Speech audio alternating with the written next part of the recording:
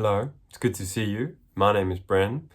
I was just thinking about some Penguin classics, most of them pretty massive chunkers that I find so intriguing. And some of them I know like the back of my hand, and others of them are works that I'm still grappling with. And there's even a couple here that I really don't know much about, but just feel drawn to, and they're calling to me from the shelves saying, pick me up right now, drop whatever you're doing. It doesn't matter if you've got an 8 a.m. meeting, cancel it and read me. That's kind of how these books feel to me. And often that's a rereading, a returning, books that are endlessly rereadable. And a lot of these have fantastic introductions as well that place the writer against the background of their time.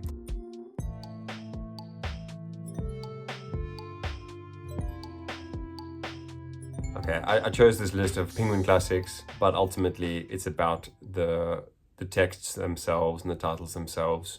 So what classics are endlessly intriguing to you? I would love to hear from you guys. Are any of these enthralling for you as they are for me? Yeah, please let me know down below in the comments. And if you would like to follow more of my content, do check out my Instagram, Bren Booth Jones. I post my published writing on there. First up, I've got Victor Hugo, Les Misérables. This one is translated by Christine Donaher.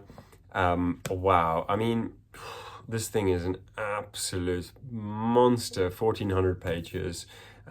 It was a sort of gaping lacuna in my personal reading for many years. I read an abridged version when I was a kid. It's really worth going back when you're ready for it and reading this gigantic, sprawling expanse of literature. It's absolutely worth your time. It's so intriguing, and it's so, for all of its garrulousness, Victor Hugo had a lot to say about everything. It's really gripping and breathless at times and tightly wound. You don't feel that loose, baggy monster kind of feel always. I mean, sometimes you do feel it in the text, because how could you not?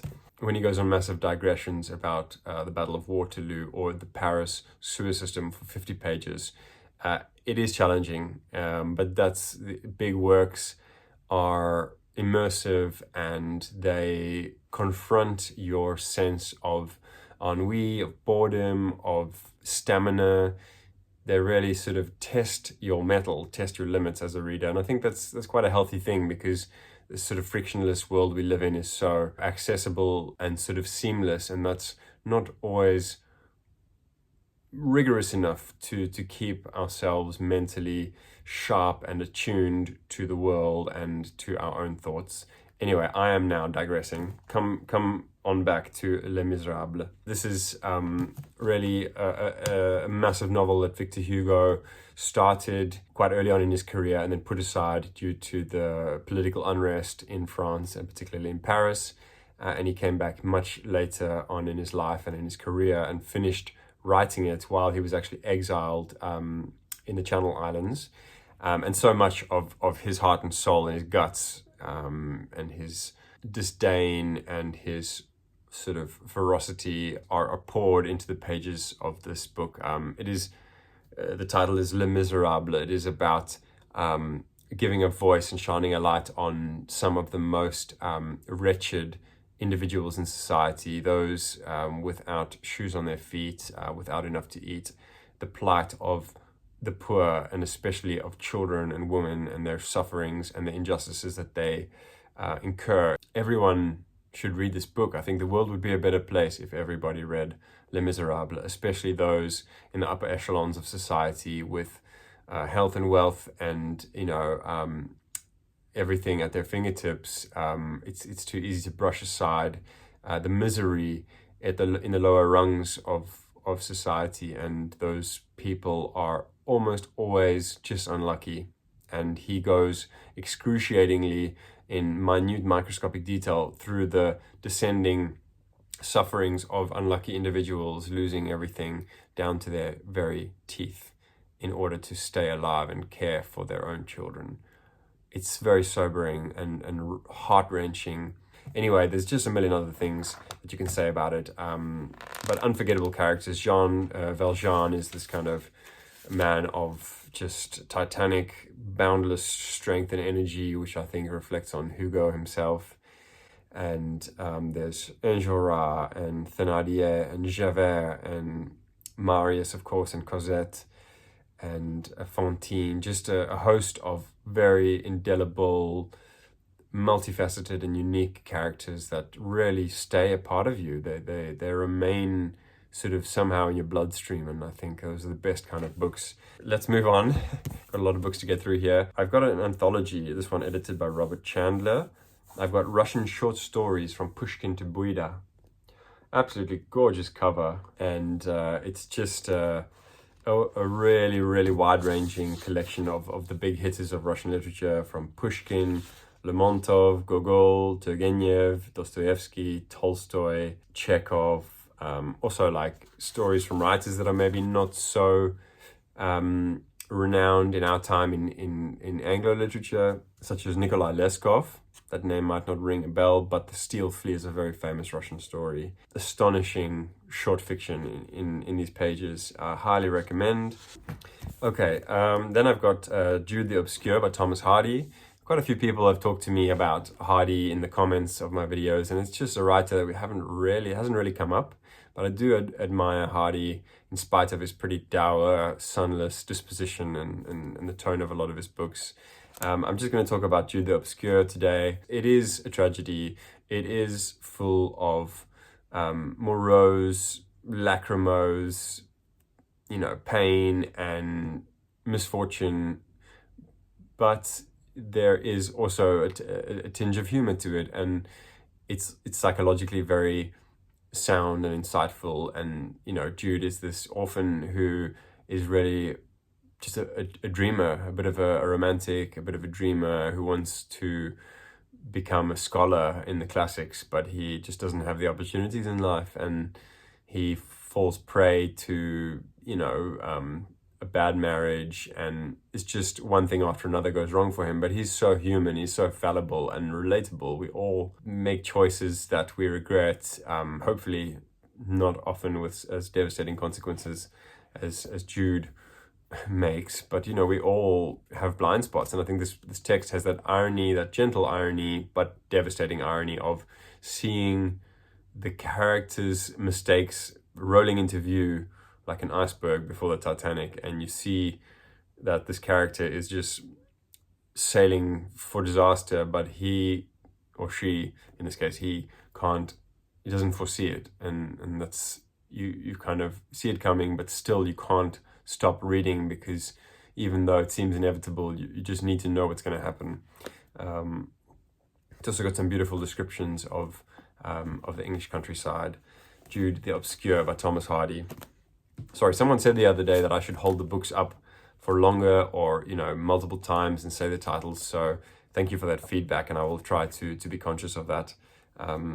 I've got James Baldwin, Go Tell It on the Mountain. This book has a real autobiographical dimension to it. It is a kind of fictionalized retelling of Baldwin's childhood, growing up in 1930s in Harlem, and the devastations of the way society was towards Black Americans in that time, and the strange doubleness and hypocrisy of the way the church functioned, and him being a kid just thrust into that. It's one of the most brilliant evocations of religious fervor and religious doubt and religious experience from a child's perspective that I've ever read.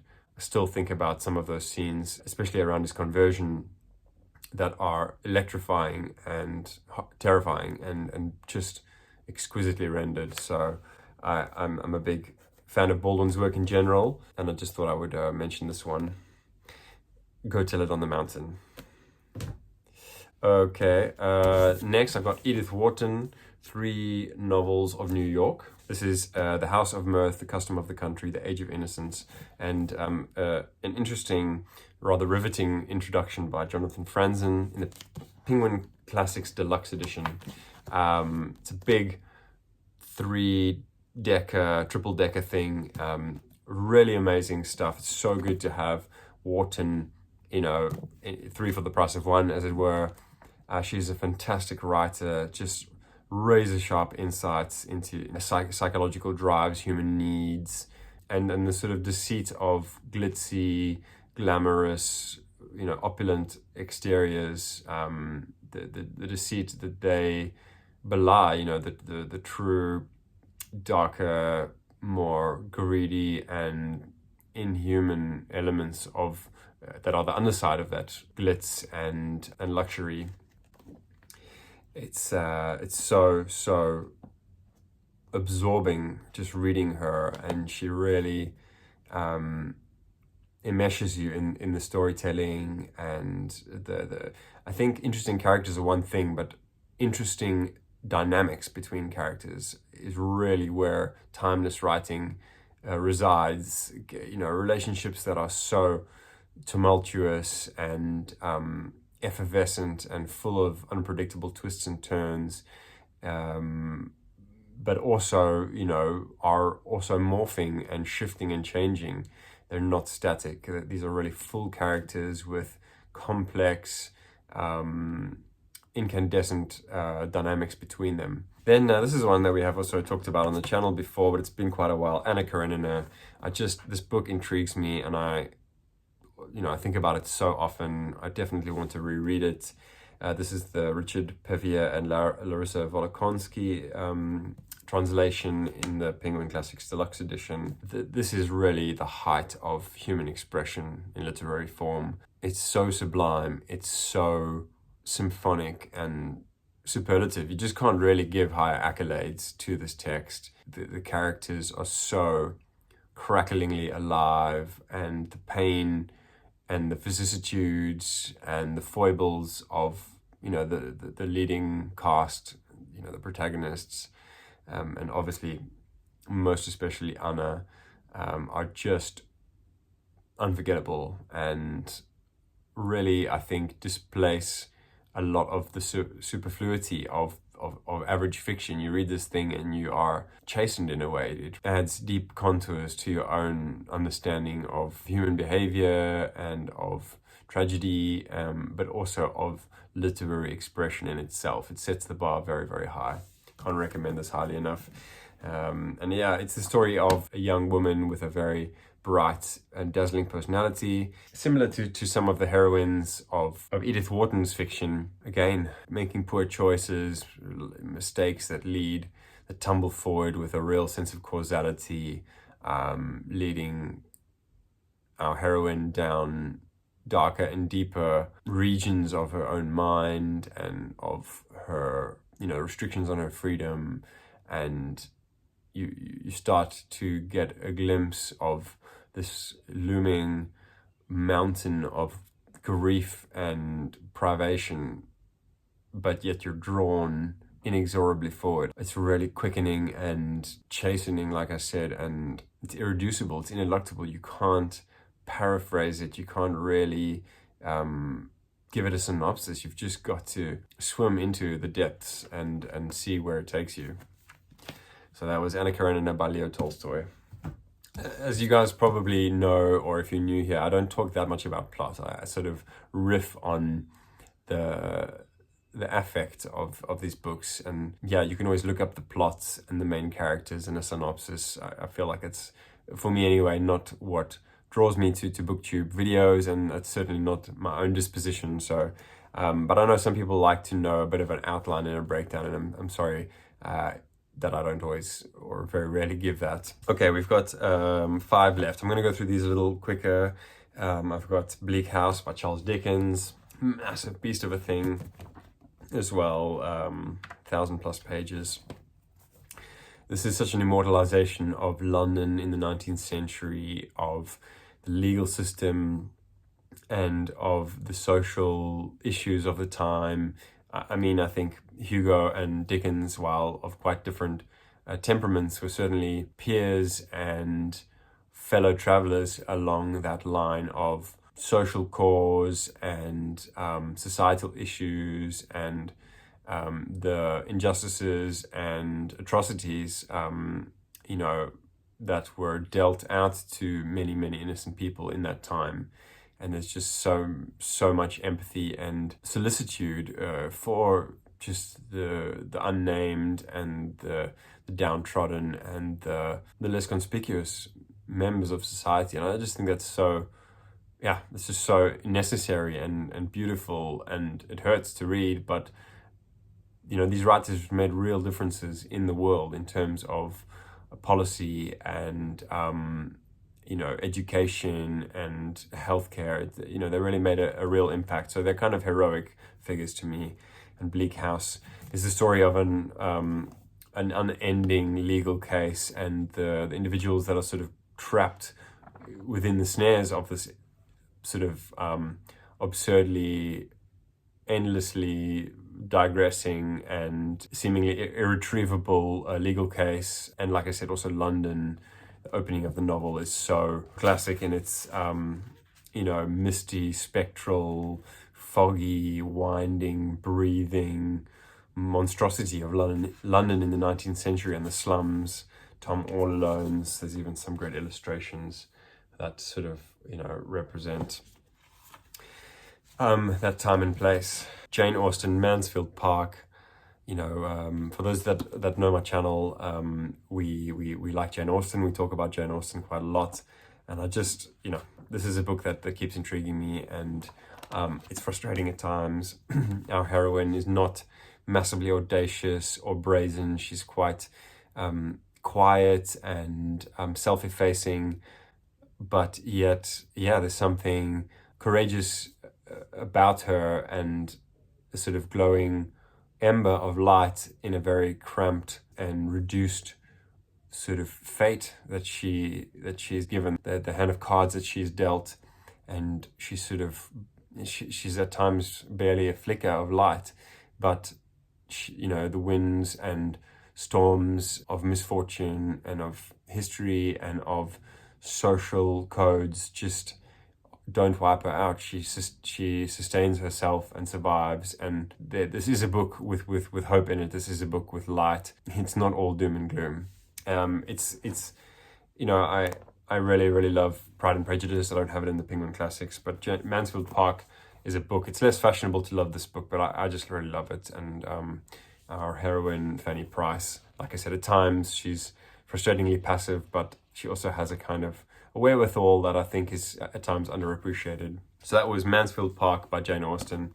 All right, then Charlotte Brontë, Jane Eyre. I'm sure most of you have read this. A really intense and engrossing novel of a woman's will to disregard the restrictions of her time and place. This was a novel that I really loved when I was a teenager, 13, 14. I think it was one of my first encounters with classic literature that really sowed the seeds for my lifelong passion for great works of literature. I'm not going to say a lot about it because we're running out of time here. But if you haven't read it, don't feel ashamed. Just go and read it. It's amazing. Edward Gibbon, The History of the Decline and Fall of the Roman Empire, Volume 1, massive thing. Early work of history in the 18th century, about 12, 13 centuries of the Roman Empire, and all of the circumstances that led to this gigantic, unprecedented collapse. These last two I haven't actually read. I've read around them, I've dipped in and out, but they really are, like I said in the introduction, intriguing to me, pulling me towards them, wanting me to cancel my meetings and just go neck deep into these things. And so let me know if you've read this or parts of it, and any tips about getting really deeply involved in this thing. I can't wait. And then this is going even further back. This is Geoffrey of Monmouth, The History of the Kings of Britain. This is not even sort of history as we would call it today. This is more annals, as in a blending of history, of historical fact, with a lot of myth and hearsay and folklore. I'm not an expert in history, but I really am fascinated by history and European and British history. So I don't know, it's just intriguing to me. I really want to sink my teeth into this. Got a lovely cover there as well. So I'm going to wrap it up there. Thank you so much for watching. Let me know what you think of these. What classic books by Penguin or any other imprint have massively intrigued you, keep drawing you back, or are sort of circling at the edge, at the periphery of your consciousness and calling out to you to be your next read. I would love to hear from you. Thank you so much for watching. Speak to you all soon. And if you would like to follow more of my content, do check out my Instagram, Bren Booth Jones. I post my published writing on there, travel, and obviously YouTube things. So yeah, thank you, and speak to you all soon.